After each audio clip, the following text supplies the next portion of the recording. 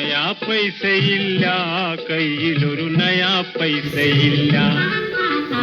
നയാ പൈസയില്ല, കയ്യിലൊരു നയാ പൈസയില്ല. നെഞ്ചു വാങ്ങി തിന്നാൻ പോലും നയാ പൈസയില്ല. നെഞ്ചു വാങ്ങി തിന്നാൻ പോലും നയാ പൈസയില്ല. Listen this.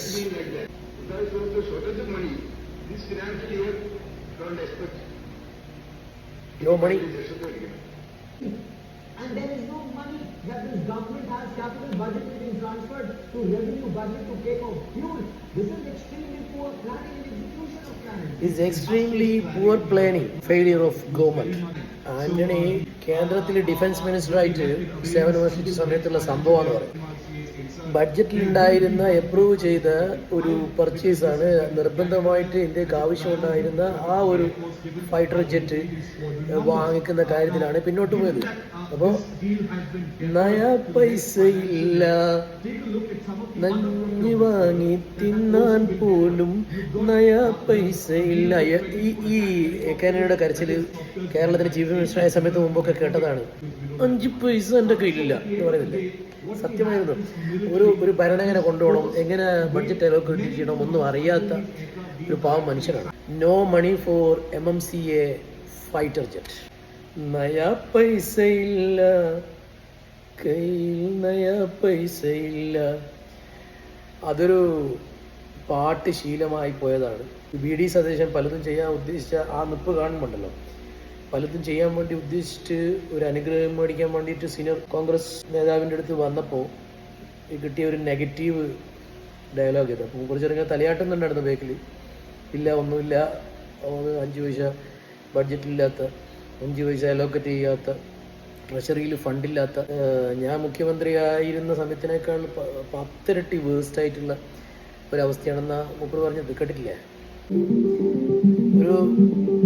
ഒരു വലിയ പ്രതീക്ഷയായിട്ട് ഒരാളടുത്ത് നമ്മൾ പോകുമ്പോൾ ഒരു അഭിപ്രായം ചോദിക്കാൻ വേണ്ടി പോകുമ്പോൾ പ്രത്യേകിച്ചിട്ട് ആ പൊസിഷനിൽ ഇരുന്ന ആൾ കുറേ പരാജയങ്ങളായിരുന്നു. അതിൻ്റെ പേരിൽ രാജിവെച്ച് പോവുകയും ചെയ്യും. ആ പാർലമെൻറ്റ് തിരഞ്ഞെടുപ്പ് മുഖ്യമന്ത്രി ആയ സമയത്ത് നടത്തിയപ്പം അങ്ങനെ ഡിസാസ്റ്ററായിരുന്നു. അങ്ങനെ രാജിവെച്ച് പോയി. അപ്പോൾ ഞാൻ ഇനി രംഗത്തേക്കൊന്നുമില്ല, പാർലമെൻറ്റിൽ മത്സരിക്കാനും ഇല്ല എന്ന് പറഞ്ഞ ആൾ പിന്നീട് പോയിട്ട് നമ്മൾ കാണുന്നത് സ്ഥിരമായിട്ട് കിടക്കൻ തലയാണ് എടുത്തിട്ട് കേന്ദ്രത്തിൽ ഡിഫൻസ് മിനിസ്റ്ററായിട്ട് നിൽക്കുന്നതാണ്. ആ ഡിഫൻസ് മിനിസ്റ്ററായ സമയത്താണ് ഈ നയാ പൈസ ഇല്ല എന്നുള്ള ഈ കരച്ചിൽ വളരെ മോശമായ രീതിയിൽ ഉണ്ടായി. ശീലിച്ചതേ പാലിക്കൂ എന്ന് പറഞ്ഞ പോലെ അത് ഞാൻ അങ്ങനെ ആ ഒരു ശൈലി, ഇങ്ങനെ പറഞ്ഞാൽ ഒരു ഡിഫെൻഡിങ്ങും കൂടിയാണ്. ജനപ്രിയ മാനിഫെസ്റ്റോയിൽ പറഞ്ഞ കാര്യങ്ങൾ ഒന്നിനു പുറകെ വരണമെന്ന് ആരും പെട്ടെന്ന് പ്രതീക്ഷിക്കരുത്. കാരണം നയാ പൈസ ഇല്ല, നയാ പൈസ ഇല്ല അങ്ങനെ പറഞ്ഞാൽ പ്രശ്നമില്ല. തുടക്കത്തിൽ തന്നെ ഒന്നിനു പുറകെ ഒന്നായി ജനപ്രിയ പ്രഖ്യാപനങ്ങൾ പ്രതീക്ഷിക്കുന്നത്. മനസ്സിൽ പല സ്വപ്നങ്ങളും കാണും. തീർച്ചയായിട്ടും അത് പൂർണ്ണമായി എനിക്കറിയില്ല, നിങ്ങൾക്ക് പ്രഖ്യാപിക്കും. പക്ഷെ തുടക്കത്തിൽ ഒന്നിനു പുറകെ ഒന്നായി ജനപ്രിയ പ്രഖ്യാപനങ്ങൾ പ്രതീക്ഷിക്കരുത്. കുറച്ച് മുണ്ട് മുറുക്ക് കൊടുക്കേണ്ടി വരും, കുറച്ച് കയ്പിന്തിരി കുടിക്കേണ്ടി വരും.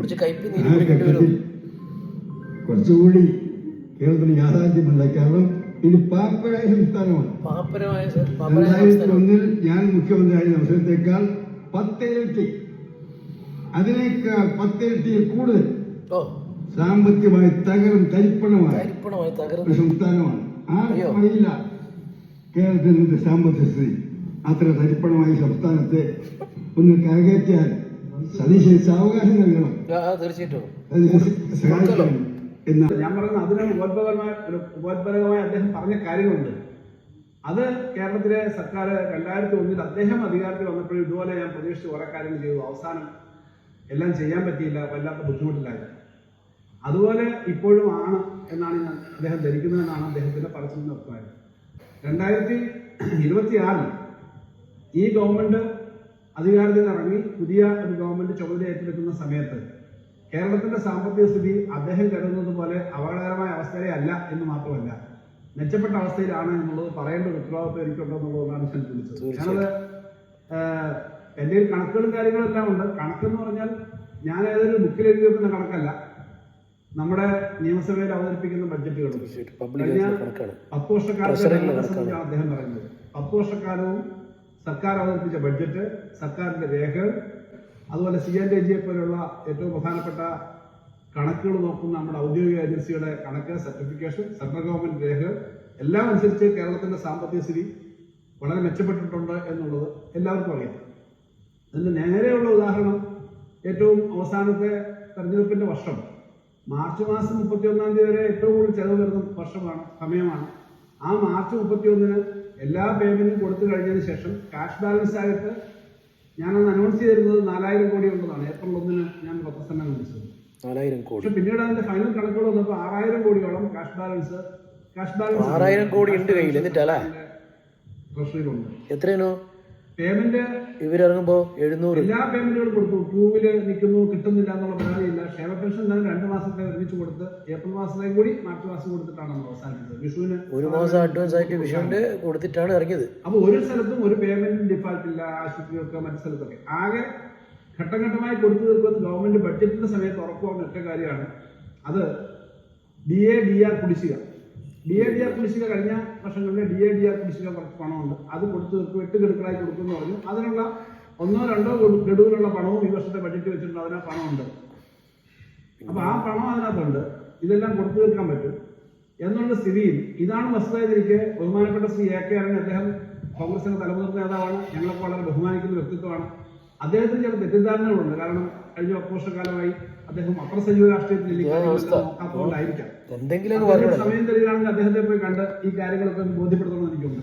ഒരിക്കലും ഭരണം കിട്ടൂല എന്നുള്ള ഒരു ചിന്തയിൽ വാരിക്കൊരി കൊടുത്ത വാഗ്ദാനങ്ങൾ നിറവേറ്റാൻ കുറച്ച് ബുദ്ധിമുട്ടാവും എന്നുള്ള ആ ഒരു ബുദ്ധിമുട്ടാണ്. അതുകൊണ്ട് ഇത്തരം ചെപ്പടി വിദ്യകൾ പണ്ട് കാലത്തെ ഉപയോഗിക്കുന്നത് ഒന്ന് ഉപയോഗിച്ച് നോക്കിയതാണ്. ഓക്കെ, മറ്റൊന്നുമല്ല.